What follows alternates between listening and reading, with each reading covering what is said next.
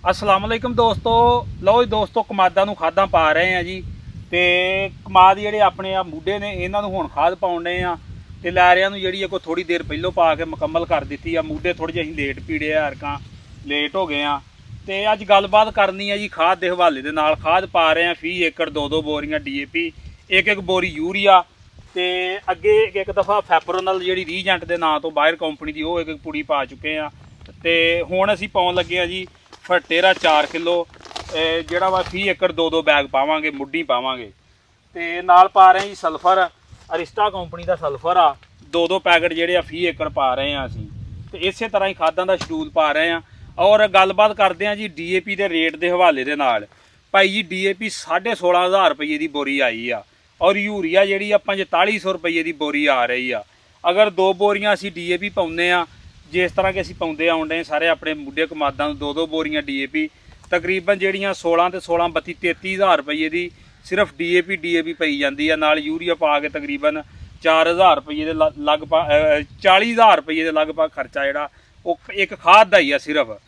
तो इस तरह ही जो कोई कणक का रेट 150 रुपये वध जाता वा, हर बंदे नूं याद आ जाता घूमन के नुमाइंदियां नूं, वजीरां नूं, मशीरां नूं। DAP का रेट जिहड़ा वा 10-11,000 तो 16,500 ते चला गया वा।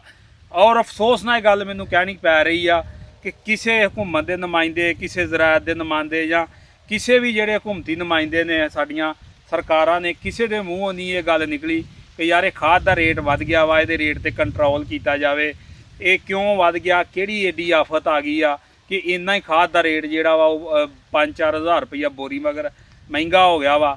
और असीं वीडियो के अंदर पैगाम दे रहे हैं जी हुकूमत नूं, महकमिਆਂ नूं ते जिहड़े सरकारी महकमे ने जिमीदारां दे मुतलका बने ने कि DAP के रेट ते जिहड़ा कंट्रोल किया जाए, यूरिया के रेट ते कंट्रोल किया जाए। अगर कंट्रोल ना किया तो साडी पहुँच तो अगे ही दूर चल गई ने खादां। ते खादां बड़ियां सोच पाउण डए आ। तो हुकूमत नूं पैगाम आ कि खाद के रेट के उत्ते जिहड़ा कोई कंट्रोल किया जाए, कोई जिमीदारां की पहुँच के अंदर किया जाए। जिस तरह हुकूमत ने बड़े चंगे काम किए ने, सुपर सीडर दिते ने जिमीदारां नूं, होर जरी मशीनरी दी आ, लेज़र दिते आ, ट्रैक्टर दिते आ, काफ़ी सारा काम किया वा। तो खदारा हुकूमत के गाड़ी अपील आ कि जिहड़ा DAP खाद आ या यूरिया वा या नाइट्रोफास आ, इन्हां दे रेटां ते भी थोड़ी जी जिहड़ी आ तवज्जो की जाए। इन्हां दे कोई रेट ते कंट्रोल किया जाए जिहड़ी जिमीदार नूं कोई मुनासिब कीमत के अंदर खाद मिल जाए जी।